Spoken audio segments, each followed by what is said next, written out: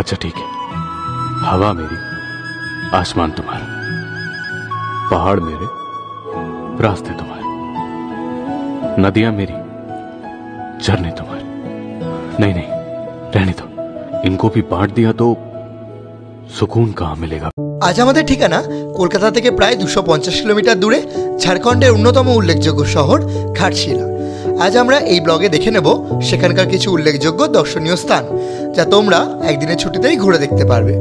দুর্গম পাথুরে খাড়া পথ ওঠা থেকে শুরু করে বুরুডি লেকের সৌন্দর্য, পঞ্চপাণ্ডবের রঙ্কিনী দেবীর মন্দির থেকে শুরু করে চিত্রকূট পাহাড়ের চূড়ায় সূর্যাস্তের মনোমুগ্ধকর দৃশ্য, সুবর্ণরেখার সৌন্দর্য ও ঘাটশিলার উল্লেখযোগ্য কিছু খাবারের ঠিকানা, সবটাই তোমরা আজকের ব্লগে পেয়ে যাবে।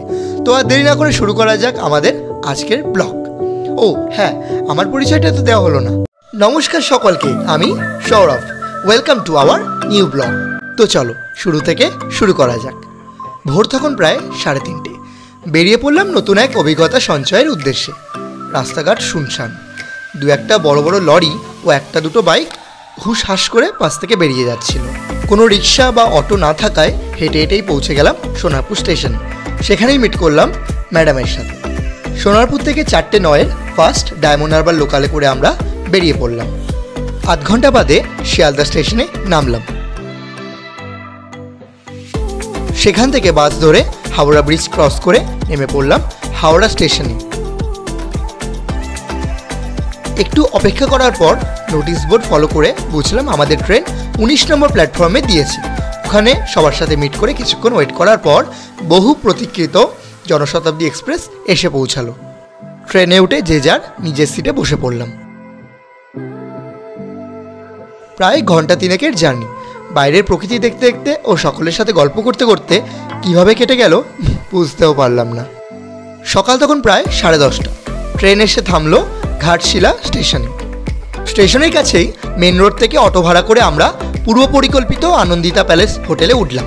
এই হোটেলই ঘাটশিলার মধ্যে সবচেয়ে সুন্দর ও ওয়েল ডেকোরেটেড থাকার জায়গা বলা যেতেই পারে। এসি রুম 1800 টাকা পার ডে ও নন এসি রুম 1200 টাকা পার ডে হিসাবে উইকেন্ডে ওনারা চার্জ করেন। তো চলো হোটেলটা একটু ঘুরে দেখা যাক। আমরা একটা ডরমিটারি রুম ও দুটো নন এসি রুম নিয়ে নিয়েছিলাম। আমাদের ঘরটা কেমন ছিল দেখে নাও।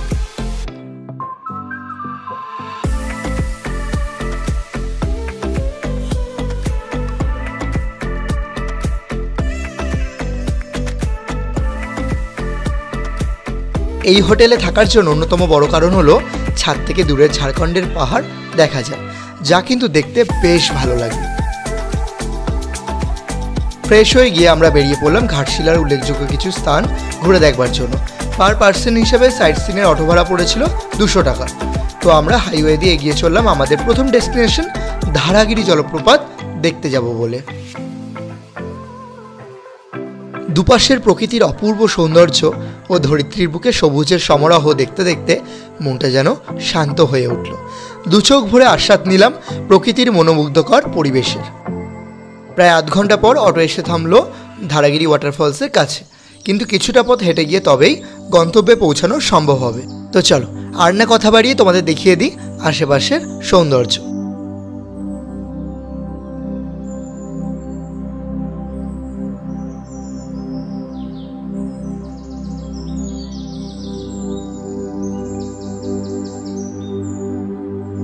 পাহাড় ও জঙ্গলের মাঝে ছোট্ট একটা ঝর্ণা। ঝর্ণার কাছে পৌঁছানোর আগে অবশ্য একটু হার্ডেল ক্রস করতেই হয়। ছোট বড় পাথরের টুকরো এবড়ো খেবড়ো পথের মধ্য দিয়েই ঝর্ণা জলধারার কাছে পৌঁছাতে হয়। ধারাগিরি ঝর্ণা ঘাটশিলা স্টেশন থেকে প্রায় 20 কিলোমিটার দূরে অবস্থিত।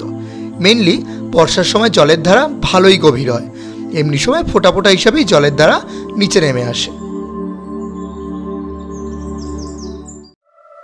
মিনিট 20-25 সেখানে থাকার পর আমরা আবার একই পথ ধরে বেরিয়ে আসলাম পরবর্তী ডেস্টিনেশনের উদ্দেশ্যে।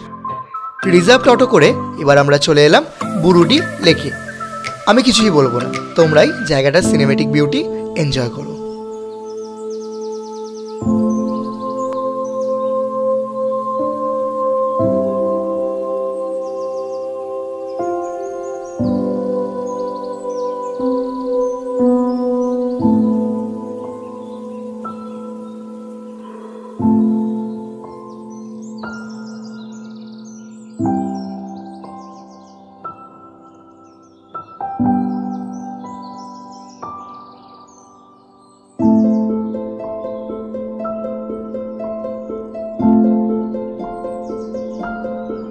আমরা সেখানে স্পিড বোটে করে পুরো লেকটা ঘুরে দেখলাম। ভাড়া যদি বলো 100 টাকা পার পার্সন হিসেবে ওনারা চার্জ করেন। তোমরা বুরুডি লেক ঘুরতে এলে বোটিং করতে ভুলো না, কিন্তু অনেক কিছু মিস করে যাবে তাহলে। ঘাটশিলার সবচেয়ে প্রমিনেন্ট অ্যাট্রাকশন কিন্তু বুরুডি লেককেই বলা যেতে পারে। বুরুডি লেক বুরুডি ড্যামের কাছেই অবস্থিত। শান্ত পরিবেশ, সিনিক বিউটি ও লেকের মাঝে স্পিড বোটের ফেসিলিটিস এই জায়গার সৌন্দর্য আকর্ষণের প্রধান কেন্দ্রবিন্দু। সেখান থেকে আবার বেরিয়ে পড়লাম আমাদের পরবর্তী ডেস্টিনেশন সুবর্ণরেখা নদী দেখব বলে। সেখানে যাওয়ার সময় একটা ছোট টানেলের মধ্য দিয়ে যেতে হয়। বিভিন্ন পশুর পেন্টিং আঁকা দুদিকের দেওয়ালে। এই টানেলটার নাম আমার অজানা। তোমরা যদি কেউ জানো কমেন্ট বক্সে জানিও। কিন্তু সত্যি বলতে সুবর্ণরেখা নদী দেখতে এসে খুশি হওয়ার চেয়ে আমি বেশি ডিসঅ্যাপয়েন্টেডই হয়েছি। বর্ষার জলে পুষ্ট হওয়ায় সারা বছর নদীতে জল থাকে না, কিন্তু বর্ষাকালে এই নদী ফুলে ফেঁপে ওঠে। চলো এখানকার সৌন্দর্য তোমাদের সাথে ভাগ করে নেওয়া যাক।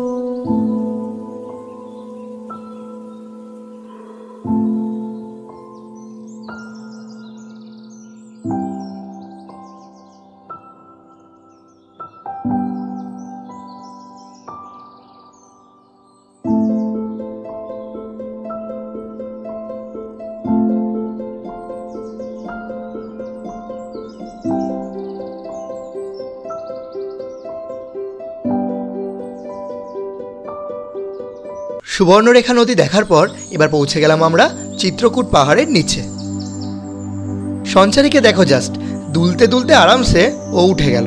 প্রথম দিকটা সিঁড়ির মতো স্ল্যাব থাকলেও পাহাড়ের মাথায় উঠতে কিন্তু শেষের দিকটা বেশ বেগ পেতে হয়েছিল। টুকটুক করে হাঁটতে হাঁটতে উঠে পড়লাম আমরা পাহাড়ের মাথায়। এবার শান্ত হয়ে বসে অপূর্ব এক সূর্যাস্ত দেখতে দেখতে শেষ করলাম প্রথম দিনের সফর। চিত্রকূট পাহাড়ের সৌন্দর্য চলো তোমাদের সাথে শেয়ার করে নিই।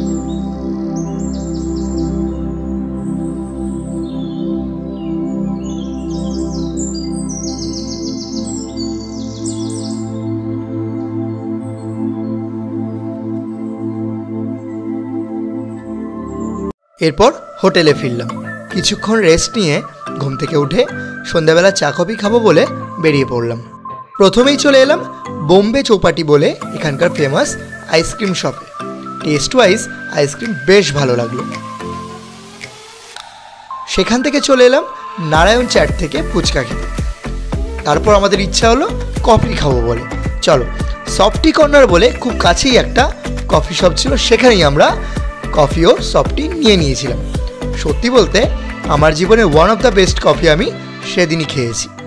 তোমরা আনন্দিতা প্লেসে এসে থাকলে সফটি কর্নার বলে দোকানটা থেকে একবার কফি ট্রাই করো। হোটেলে এসে ঘন্টাখানেক আড্ডা মেরে আনন্দিতা প্লেসের নিজস্ব রেস্টুরেন্টে গেলাম রাতের খাবার খাবো বলে। আমরা নিয়ে নিয়েছিলাম এগ ফ্রাইড রাইস, যার দাম পড়েছিল 150 টাকা, ও তার সাথে চিলি মাশরুম, যার দাম পড়েছিল 150 টাকাই, যেটা আমরা শেয়ার করে দুজনেই খেয়েছিলাম। খেতে কিন্তু যথেষ্ট ভালো ছিল। গুড মর্নিং, সুপ্রভাত, শুভ সকাল। নেক্সট ডে কিন্তু প্ল্যান আমাদের যথেষ্টই হেক্টিক ছিল। একটুও লেট না করে ফ্রেশ হয়ে হোটেলে চেক আউট করে বেরিয়ে পড়লাম। তোমরা এখানে এলে আনন্দিতা প্যালেসে থাকতে পারো। ফোন নাম্বার ডিটেলস সমস্তই কার্ডে দেখতে পাচ্ছ। ফোন করে তোমরা রুম প্রিবুকও করে নিতে পারো। প্রথমেই চলে গেলাম কালকে সেই ছোট ক্যাফেটায়। ওখানকার কফি যে এখনও মুখে লেগে আছে। সবাই মিলে কফি খেয়ে নিলাম, ও সাথে আমি একটা স্যান্ডউইচও নিয়ে নিয়েছিলাম। স্যান্ডউইচটাও খেতে কিন্তু বেশ ভালো ছিল। এবার পালা ঘুরতে যাওয়ার। ঘাটশিলা স্টেশন থেকে মিনিট 15 দূরত্বে অবস্থিত ফুলডুংরি পাহাড়। গাড়ি ভাড়া করে আমরা পাহাড়ের নিচে চলে এলাম। তারপর থেকে পাই ভরসা। গাড়ি থেকে নেমে খানিকটা হেঁটে পৌঁছে গেলাম ফুলডুংরি পাহাড়ের চূড়ায়। উপরে যাওয়ার পুরো পথটাই ঢাকা বিরাট বিরাট বড় বড় পাহাড়ি গাছে, আর সেই গাছের মাথা ছাপিয়ে উঁকি দিচ্ছে সোনালি রঙের আভা। আহা, যেন এক বিচ্ছিন্ন দুনিয়া। এই যে খোলা মাছাটা দেখতে পাচ্ছ, এখানেই প্রখ্যাত সাহিত্যিক বিভূতিভূষণ বন্দ্যোপাধ্যায় সাহিত্য চর্চা করতে আসতেন। সেখানে কিছুক্ষণ থেকে চলে এলাম বিভূতিভূষণ বন্দ্যোপাধ্যায়ের আদি বাড়ি দেখতে। আর সেই গৌরীকুঞ্জ সেদিন কিন্তু বন্ধ ছিল, অগত্যা সেখান থেকে বেরিয়ে আসতেই হলো। এবার আমরা চলে এলাম পঞ্চপাণ্ডবের দেবী রঙ্কিনী কালী মন্দিরে। 1390 সালে স্থাপিত মা রঙ্কিনী কালী মন্দিরের মায়ের মূর্তি খানিকটা কালীঘাটের মায়ের মূর্তিকে স্মরণ করিয়ে দেয়।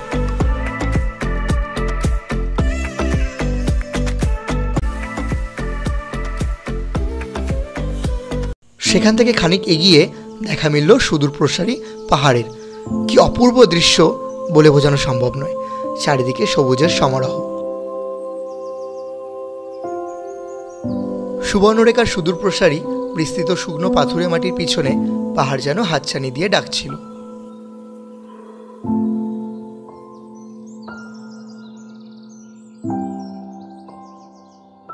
সুবর্ণরেখা নদীর পাড়েই বাঁধানো একটি ঘাটে বসে আমরা ঘন্টা দুয়েক প্রায় বিশ্রাম নিলাম, সাথে গল্প আড্ডা তো রয়েছেই।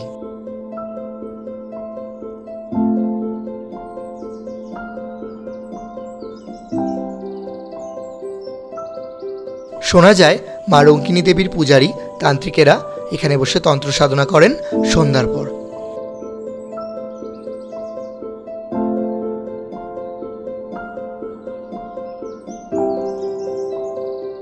এবার তো খিদেতে পেট চোচো করে উঠল। খিদেও পেয়েছে সকলের। স্টেশনের ঠিক পাশেই পথের পাঁচালী বলে একটা রেস্টুরেন্টে লাঞ্চ করলাম সকলে মিলে।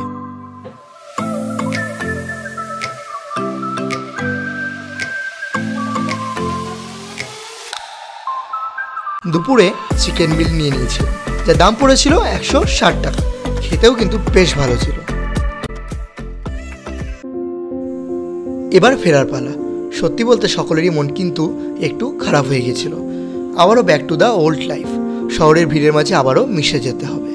উইকেন্ডে কাটানো এই একদিনের ঘাটশিলা ট্রিপ আজীবন স্মৃতিকোষে থেকে যাবে।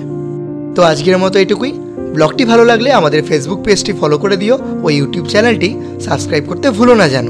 সুস্থ থেকো, ভালো থেকো। দেখা হচ্ছে আবারও নতুন কোনো এক ব্লগে।